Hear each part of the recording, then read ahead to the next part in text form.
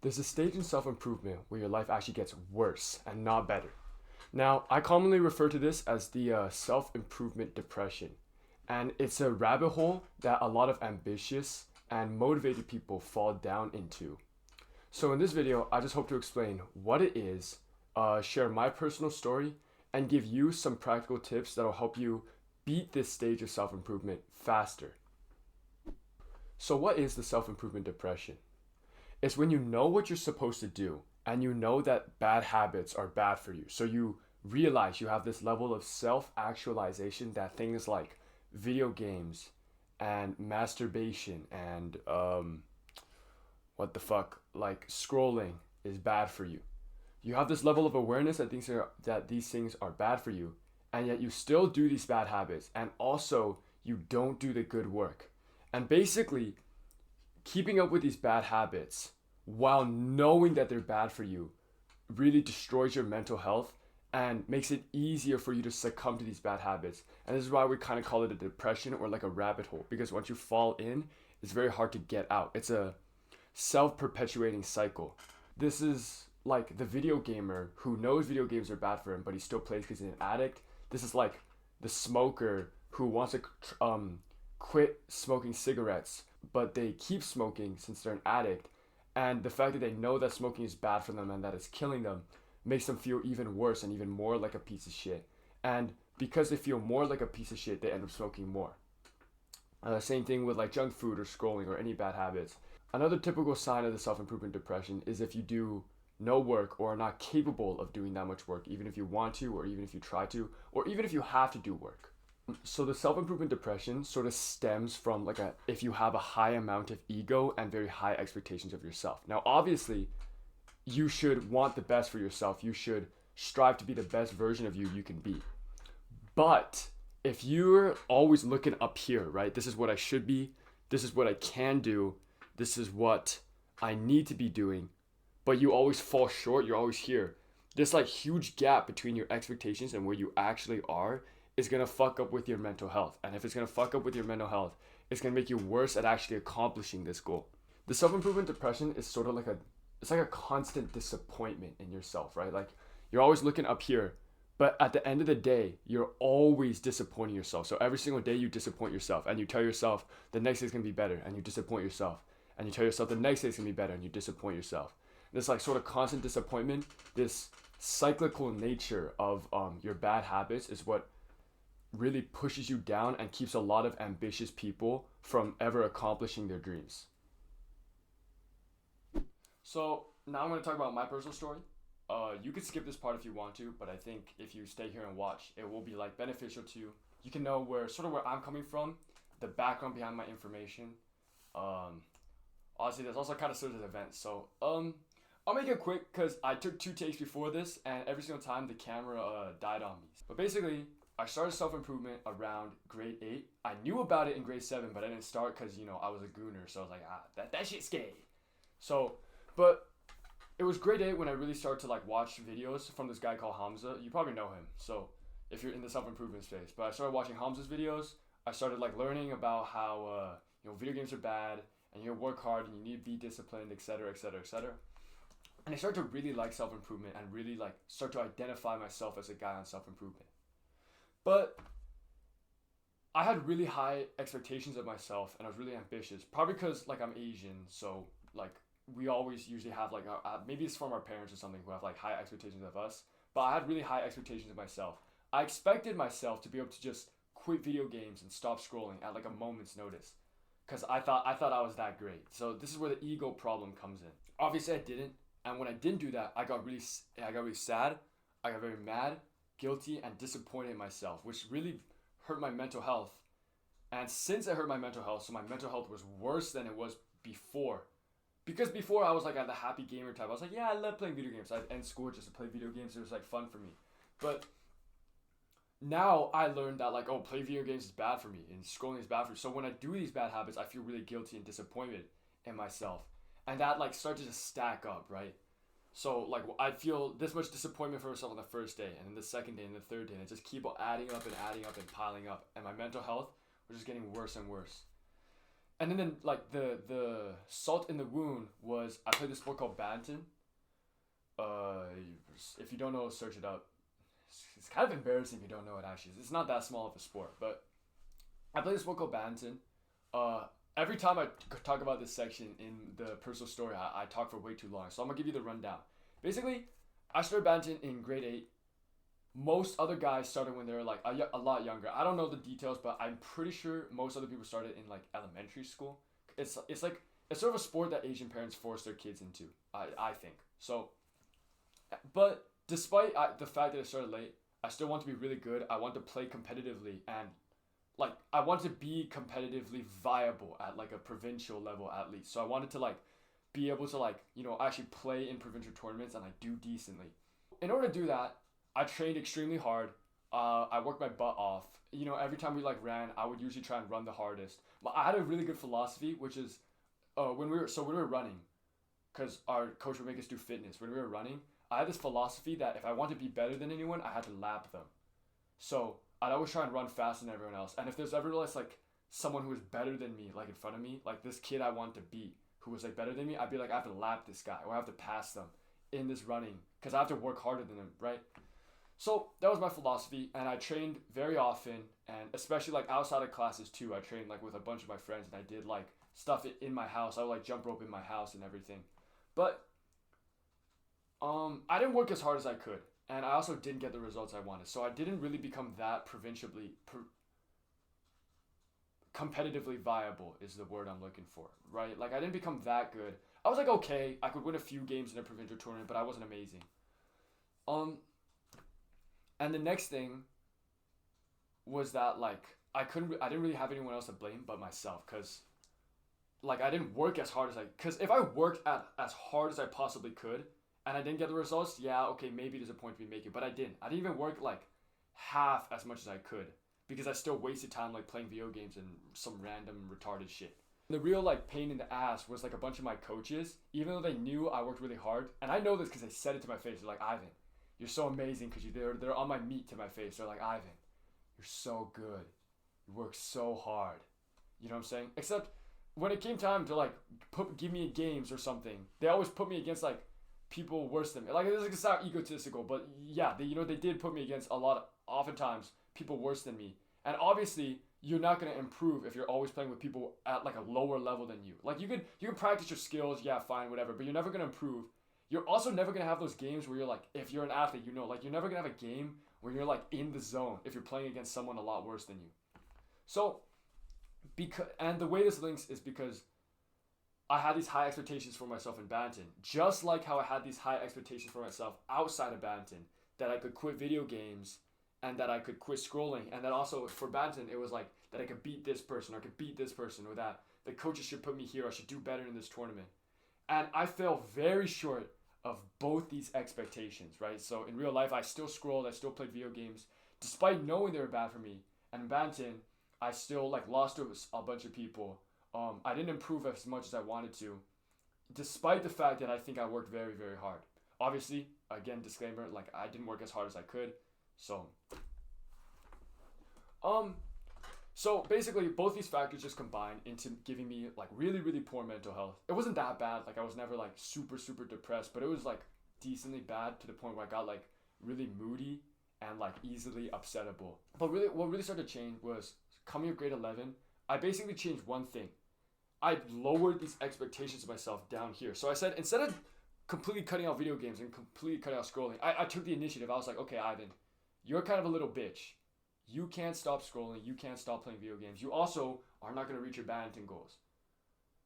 And, this sounds like a little harsh at first, but like what happened was lowering my expectations, lowering my pride in both these aspects sort of allowed me to like take a step back and just say, okay, now let's hit this with like a new mindset. So my new mindset was, I don't give a shit. It was the 1% better every day mindset. So it was like, I don't give a shit if I waste the whole day as long as I get 1% better every day.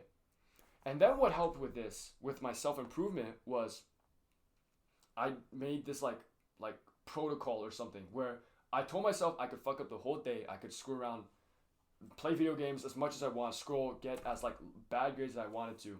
As long as I did one thing, which is follow a perfect night routine. And the reason this worked is because if I followed a perfect night routine, I'd also meditate and gratitude journal because those two things are in my routine. And I get good sleep and be able to wake up. And if I could wake up well, I could do work in the morning. And if I could do work in the morning, I start off my day well. And then if I start off my day well, yada yada yada, the thing like goes on. It's like a domino effect.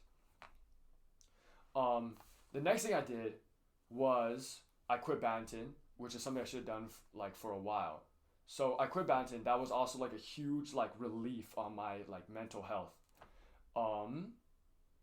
Yeah. So once I did those two things, life started getting a little better. It wasn't amazing. I was definitely not consistent. I had maybe one perfect night routine in like every like 10 days or something. But since I stepped back and I thought about this gradual incrementation, I was like, okay, it's fine if I mess for a few days. As long as I did better than before. And gradually this stacked up. Till finally it came, finals came in grade 11. So like the midway finals. And this did one thing for me, which is basically I had to be super locked in for like a week. So I didn't even think about video games. I didn't think about procrastinating or scrolling or fucking up my sleep or eating junk food or anything because I couldn't afford those things. If I did those things, I wouldn't be able to do well in the finals, right? And then so after finals, when I got really good grades, I was like, whoa, I put in a hella work and I got hella good results. I want to keep this momentum going. And I just kept the momentum going, and then I gradually like filled in the gaps, closed more bad habits until eventually I'm here. I'm not gonna say I'm a paragon of productivity, but I do very well for myself. I pride myself on, not letting like I play video games like every now and then, I guess, but I'm definitely not an addict, and it's for like less than like what 10, 20 minutes a day like max. And I'm trying to cut that out right now as well. I don't scroll, I don't eat junk food. And I'm super productive throughout the whole day. Like I pride myself on I think getting a lot of work done. So yeah, like that's just my story. That's kind of how I got to be like right here. And if you want to know some of the practical tips, like just keep watching, they're in the next section. So the practical tips that help me break out of the self-improvement depression, some like real like applicable things. So some of the tactics I used after I started locking in that really helped me get out of this. Okay, sorry. The previous clip was recorded a while ago because it's syncing, like with the audio was fine. But then like when I went back and looked at the editing, bro, this fuck ass, like I used this dumb retarded program, like some online audio recorder instead of OBS. And basically what that did was some parts of the audio are faster than others, but then some parts are slower than others. So I can't even like give it like a speed change or something because other parts are slower, other parts are faster. It's super fucking weird. So I'm re-recording everything except for the my personal story part. So that's why I'm wearing like not a bathrobe in that one. But anyways, I'm going to go straight onto the practical tips. The first one is just to destroy your ego. So in the beginning I gave this analogy. It's like, these are your expectations. This is your ego. This is the level that you fall to every single day. And it's that this disappointment in yourself is what causes the self-improvement depression. It's like the main like hammer, the fucking like bullet that's in your mental health is like this disappointment in yourself, right? What we need to do is we need to bring these expectations here. Now still keep them above, because if your expectations are always below your baseline, you're not gonna improve. If you always think you're worse than you actually are, right? You still need to have like obviously a small bit of ego, but bring this all the way up here and bring it to a more like acceptable like over here.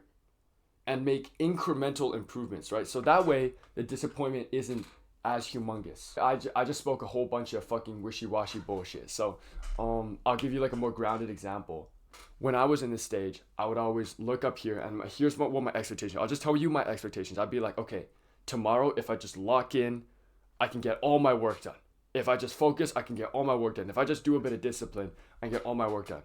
But obviously, it's like, I was a retard for thinking that. Like, if I just spent the last week telling myself that over and over, and I have like 2 years of disappointment experience under my belt. I've got, if this is like an experiment, I've had like 2 years. Every single day has been a trial where I've like failed myself, and then all of a sudden I still think, not all of a sudden, but I still think I can like achieve up here. So obviously this expectation that I can just do everything if I just lock in is like clearly bullshit, right? So what really started to help me is when I brought the expectation down here. I said, I'm probably not gonna finish this.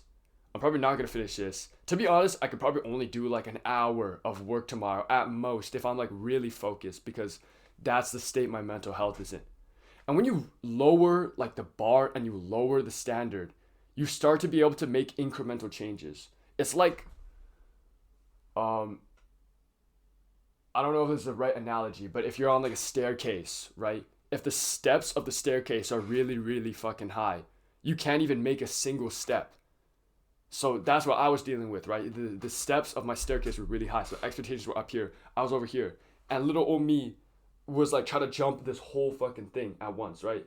But if you lower your expectations, you give yourself like less work, but but the important part is you actually accomplish that less work. Now the steps become smaller. Now you can actually jump on top of them. Now you can actually make progress. So the first practical tip is to lower your ego and to lower your expectations, but still keep like make sure you still have higher expectations than your current base, and just to accomplish them and to slowly, ever so slightly raise your expectations. So raise the level of the staircase. So that would be like, if I could only work an hour or 30 minutes or like fucking 10 minutes, right? Or I could get one thing done every day. That's fine. It's like, I'm not mad if I only did that one thing and I wasted the rest of the day. But then after like a week or 2 weeks of doing this bare minimum consistency, I jump it up. So maybe I do two things. Maybe instead of 20 minutes of work every day, I do 40. And then after 40, it's like an hour after I get used to it. And these small incremental changes is what's going to let you slowly break out of this rabbit hole. So the next tip is called simply do something. Like just do anything. I got it from this book. Amazing book, bro. Read this book. But it's basically called the do something principle. And basically, it kind of goes hand in hand with what I said last time. But what it basically describes, the do something principle, is that motivation and willpower and like productivity comes from action.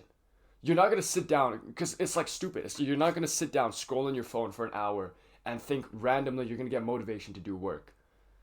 If you do, that's not motivation. That's like your guilt building up or your stress building up, right? What you need to do is you need to do something. You literally need to do like anything that like towards your goals. And the moment you do anything, like even the smallest fucking thing. So if I was like gym, the moment I even like think about going to the gym and I like fill up my water bottle, I'm already like kind of in this momentum. My willpower and my motivation towards going to the gym is going to be higher just because I did this like one small thing. And this same rule is like underneath a different name. Maybe some of you guys heard it. It's like I think it's called I don't remember what it's fucking called, but it's like the just get started thing, right? So, and I'll give you like more because I once again just spouted a bunch of wishy-washy bullshit. So a more concrete example is, if you're trying to go to the gym, instead of thinking about going to the gym and actually doing the workout, you don't need to think about that, right? The one thing you got to think about is grab your water. Maybe if you have cars or something, like get your car keys, get changed. And once you do these like small things, you've built momentum and you'll have built willpower. You've done something towards in the right direction. And this is going to like carry you and lead you throughout that whole habit. Because if you're already changed and you have your water bottle and you have all your gym stuff ready to go, you're not gonna just like, I need to go back in my bed and just scroll for another hour before I go. No, because you're already prepared. If you want to think of another example, like cold showering, right? So when I cold shower in the morning, instead of thinking about like, fuck, I have to step in the cold for a minute or something, I think like, no, let's just get my clothes off, just like fucking undress. Because if I'm standing there like butt fucking naked in the shower, I'm not gonna like all of a sudden just be like, I don't want to do this. Put all my clothes on and then go back in my bed and scroll. Like, that's stupid. I'm gonna follow through. So the second practical tip is all about just get something done, do something, and then letting that momentum and that willpower carry you forward so that you can actually get some work done. And how's this gonna help you beat the self-improvement depression? Obviously, if you get work done and you're able to reach those goals that you've set out in the last that hopefully you've set out in the last practical tip, you can attain more momentum better your mental health. You can stick to good habits. All in all, this will help you break out of the self-improvement depression. So the next tip is something I like to call a grand gesture, and I'm pretty sure it's also something I got from Subtle Art. So yeah, good book. But basically, the grand gesture is when you do something really big or something very impactful, or you put a lot of commitment towards something, and that commitment or doing that something, that big thing, doing that, it's in the fucking name. It's a grand gesture. So when you do this thing, it'll help you get more work done, and it'll help you beat procrastination. And the way it does this is because if you put so much commitment or intention behind something, you're going to be a lot less likely to back down. And this commitment can come in many ways. So it can come in the form of like money. Money, I guess, is the most popular one, right? So example is if you're running and you buy some really nice running shoes and some nice shorts and I don't know what runners wear, like a nice fucking headband or something. You're likely to stick to that habit because you put money, you put commitment behind that. As opposed to if you just say, oh, let's just start running, and let's just try and keep a consistent habit. Or if you say like, oh, when I get better at running, I'm going to buy these shoes. So that's like the idea behind the grand gesture. But the grand gesture can also be something like an event. So let's say you go back to your like parents' house or something, right, for a week. And then since you're at your parents' house, you can't fucking smoke or like, I don't know. Since you're at your parents' house, you can't like smoke all day or some retarded shit. Like you can't fuck around the whole day and you actually get some work done. That's also like a grand gesture because that's like a big irreversible change in your life. Other examples include like getting accountability partners. So if you just find a friend and you're like, bro, I want to change my life. If you ever see me fuck around, slap me in the face or some shit. Like that's also sort of like a big gesture, like a big thing you can do. So I think I mentioned this in my personal story, but my grand gesture came when like finals rolled around. So for a week or two, I basically was forced to be locked in and to do work and to not do any bad habits. And this was sort of what, like I was already on an upward trajectory, but this is what sort of really propelled me. It was like I was climbing out of there slowly, but this was sort of like a jetpack, like a booster, like a huge ass spring, and it just like springed me out of there. So, yeah, that's the power of the grand gesture. Some ones I recommend is like if you got money, dump money on something. And honestly, it doesn't even matter if you're broke. Honestly, it's probably better if you're broke. Because if you're flat ass broke, if you got like $200 to your name and it costs $190 to get like a gym membership or something, damn, that's expensive. Fuck, that's expensive. But if it costs like $190 to get a gym membership, if you spend literally all your money, so you have $10 left after this, you spent all your fucking money on a gym membership, how are you going to sit there and be like, oh, I don't want to go, when you spent like 99% of your income, right? So that's the power of the grand gesture. That's something I recommend for you that can really help propel you. But the grand gesture is something that you have to think of yourself for your own life. Like money's a big one of them, but you do have to like plan this yourself. The good part about a grand gesture is that you can do this once and it'll have like a permanent, irreversible impact. So if I buy a gym membership if I buy a gym membership today, for the next month, I'll be feeling bad if I don't go to the gym. So that's the power of the grand gesture. So the fourth tip is to do as much as you can when you feel motivated. Now I want to start this tip with a little characterization. This guy is the retarded version of you, and this guy is the locked in version of you. We'll call them Joe and Tim. Okay, so Joe is a fucking gooner, and he's the version of you that falls to all your bad habits, maybe even creates justifications for them. Joe is like the version of you when you just scroll for 2 hours and you just can't do any work and you want to keep scrolling, or after you like just master, or after you just ate junk food, or any of these bad habits. Whereas Tim is the version of you that's like, oh, why did I do that? I need to do better tomorrow or something. So the goal of this practical tip is that when you're in Tim mode, so when you're Tim, and Tim is like in your fucking brain, he's inside of you, and he's sitting there telling you like, oh bro, we need to lock in, we need to get more work done. When you're in Tim mode, you gotta stay in Tim mode. You gotta stay in this locked in version of yourself for as long as possible, and do as much as you can to diminish the not locked in version of yourself. So again, fucking wishy-washy shit, but what does this look like? So it looks like when you're in Tim mode, right? Instead of doing like at this stage, if you're in the self improvement depression stage, when you're in Tim mode, when you're in locked in mode, instead of doing a bunch of work like your schoolwork or any work you need, instead, if you can spare, like if you got a test tomorrow, like study, right? But if you are in Tim mode, what you should be doing is doing stuff that will prevent you from becoming Joe mode. I'm gonna stop with the fucking analogies. Okay, I realize calling them Tim and Joe is not really helping. So, what does this actually look like? This could be, for example, setting up like a calendar or like a schedule, right? Or it could be,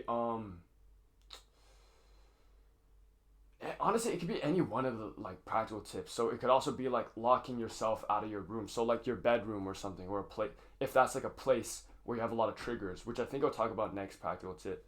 Lock yourself out of there, or any of these other things, right? So that could be making a schedule. That could be starting like a new project, or that could be doing the grand gesture. So this is a good one.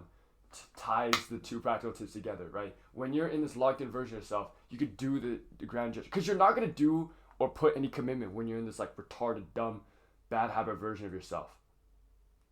So when you are in this locked in version of yourself, that's when you have to lock in. Now usually this comes at the end of the day, because the end of the day, you waste the whole day and you realize you did nothing the whole day, and this is when you have this like huge retrospectiveness and you're like, damn, I should have gotten something done. So usually the end of the day is when you're in locked in mode. So like a practical application of this is, if you know you're always gonna be locked in at the end of the day, then the end of the day, like the nighttime, is when you assign yourself the work that will truly like better your life. I just realized we gotta finish this quick because my Canon EOS Rebel is gonna run out of battery. So, fifth one. Yeah, okay. So the fifth practical tip is all about stopping the triggers that turn you into this retarded version of you. So, what do I mean by this? Triggers are stuff that you like look at, or you do, or you feel, or you see, or literally fucking anything that just gives you like waves of, what's the word? Waves of, fucking temptation. It gives you waves of temptation. So what does this look like? The junk food addict. For the junk food addict, this is like his bag of chips or something. So every time he sees the bag of chips, he now has to like fight this urge inside of him to go and eat it, and he usually loses. The cigarette addict is, I don't know, probably this. I don't smoke. I'm like fucking 16, but like the cigarette addict, I'd imagine, is like they look at the cigarette and they're like, oh, I want to smoke that shit, right? Or let me think. Video game addict. Maybe it's like their computer. So every time they look at their computer, they're like, oh, I could be playing video games right now. So these things are triggers. My trigger was my bed. So every single time, because the bedroom is like nice, it's comfortable, it's soft, right? So that's a place I usually scroll. I just lie on my bed underneath the covers and I scroll my phone for like an hour, 2 hours. So the bedroom was my trigger. And the way I stopped this trigger was I just started making my bed and like folding the blankets up. So that way, if I wanted to like lie down underneath the covers, I'd actually have to put in some work and like, undo the covers and things. So that really helped me fight this trigger. The next thing I did was I closed my bedroom door at all times, and I put a piece of paper on it that said, only go in this room after 9 p.m., which is when I went to bed at that time. So that's like how you can eliminate these triggers. For your computer, if you're like a video game addict or you tend to procrastinate on your computer, the way I'd recommend you solve this is you use something called a cold turkey blocker. And this just blocks like harmful apps on your computer. You can use any blocker. The one I use is called Cold Turkey though, and honestly it works fantastically. So I'd recommend using that. Obviously for like junk food, just throw that shit out. Like, why do you have it in your house, okay?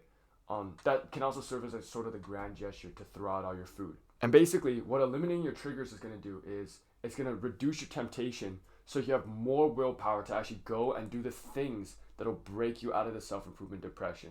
Okay, so if you watch this video to the full, I just want to say congratulations. Like, I'm genuinely, because I intended for this video to be like 10-15 minutes long. So if you sat here and you did nothing and you just like looked at the screen and listened for like a solid 10-15 minutes, I actually applaud you, because me personally, I could not do that for a while since my attention span was so fucked up. So if you do this, it probably means you got a decent attention span. And also, if you finish watching this whole thing, you're probably in this locked in version of yourself that's capable of doing work. So since you're in this version of yourself, I just want to give you some stuff to do like right now after this video so that you can see some benefits, okay? And so don't pussy out, like do these things, okay? What I want you to do is I want you to think about what your grand gesture is gonna be. You can write down ideally on a piece of paper because that's probably the best. So think about what your grand gesture could be. Spending money or getting a friend or etc. etc. Next thing I want you to think about is think about what your triggers are and how you can eliminate them. So I gave a lot of examples. And just doing these two things is already going to put you on the right track and give you more motivation. And I'll just give you some more examples of a grand gesture maybe you could think about doing. Grand gestures could also be like a bit smaller. They don't have to be that grand. Obviously, the impact's gonna be less if they're smaller, but you can sign up for a gym account. You could even make a fit. So I use a fitness app called JFit. I use that to track my workouts. You can install an app like that. You could install Medito. Medito is a meditation app. Meditation is very good. I'll probably talk about this in future videos. But you can install Medito to meditate every day. So I basically just want you to do two things: identify your triggers and identify maybe some solutions to your triggers that you can think of, and identify the grand gesture you want to do right now after watching this video. And just know that if you're in the self-improvement depression, like you don't gotta worry about it, because this is the hardest part. Once you get past this, your life can compound, because good habits compound just how bad habits compound, right? Good habits will compound into like a I don't know what it's called, reverse rabbit hole, a rabbit hole for good. So your trajectory is gonna go up. So thanks for watching. If you finished it at the end of the video, like good shit. Feel free to like and subscribe. If you like this content, I know this is my first video, but I intend to keep posting videos like this, hopefully, and also to constantly improve them. I know this is my first video, so it's probably booty, but I intend to constantly improve them and post at least maybe right now once a week, but when I get like into the swing of things, I'll try and post twice a week. So yeah, if you like where I'm going or the content I'm gonna be creating, feel free to like and subscribe. Peace.